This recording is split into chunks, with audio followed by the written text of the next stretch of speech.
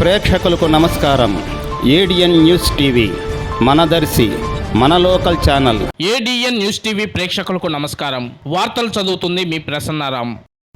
అంగన్వాడీలకు ముఖ్యమంత్రి ఇచ్చిన హామీలు అమలు చేయాలని రాష్ట్ర వ్యాప్తంగా 16 రోజులుగా సమ్మె చేస్తూ రోడ్డుపై పడిన అంగన్వాడీల వేతనాలు పెంచకపోతే ప్రజాప్రతినిధులను అడ్డుకుంటామని అంగన్వాడీ వర్కర్స్ యూనియన్ ఉపాధ్యక్షురాలు పి కల్పన అన్నారు.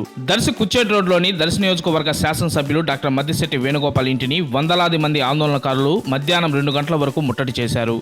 ఎస్ఐ రామకృష్ణ పోలీస్ సిబ్బంది పెద్ద ఎత్తున ఇంటి వద్దకు అడ్డుకునే ప్రయత్నం చేయగా ఇంటి ముందు రోడ్డుపై బైఠాయించి నినాదాలు చేశారు. అంగన్వాడీ సమస్యలను పట్టించుకోరా, ఇందుకోసమేనా మేము ఓట్లు వేసి గెలిపించింది అని అంగన్వాడీలు పెద్ద ఎత్తున నినాదాలు చేశారు. ఎమ్మెల్యే వచ్చి మా బాధలు వినాలని, ముఖ్యమంత్రి వద్దకు మా సమస్యలను తీసుకువెళ్లాలని, సమ్మెను పరిష్కరించే విధంగా చర్యలు తీసుకోవాలని పెద్ద ఎత్తున నినాదాలు చేయగా ఆందోళనకారుల వద్దకు ఎమ్మెల్యే పిఏలు వచ్చి ముఖ్యమంత్రి రాజధాని రావాలని, అమరావతి సీఎం ఫేస్కి అర్జెంటుగా వెళ్లారని, వారితో మీరు ఇక్కడికి వచ్చినట్లుగా ధర్నా చేస్తున్నట్లుగా మీ సమస్యల గురించి తెలియజేశామని, మీకు శాసనసభ్యుల మద్దతు ఉంటుందని, వేతనాలు పెంచే విధంగా ముఖ్యమంత్రితో మాట్లాడతామని చెప్పమన్నారని పిఏ అంగన్వాడీ ఆందోళనకారులతో మాట్లాడి వివరించారు. దీంతో డిమాండ్లతో కూడిన ఆప్షన్ పత్రాన్ని ఇచ్చి ఆందోళనను విరమింపజేశారు.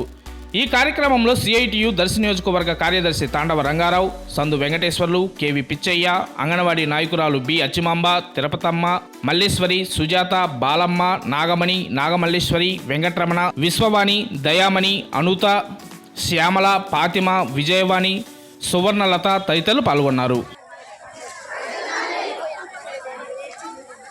చెప్పండి.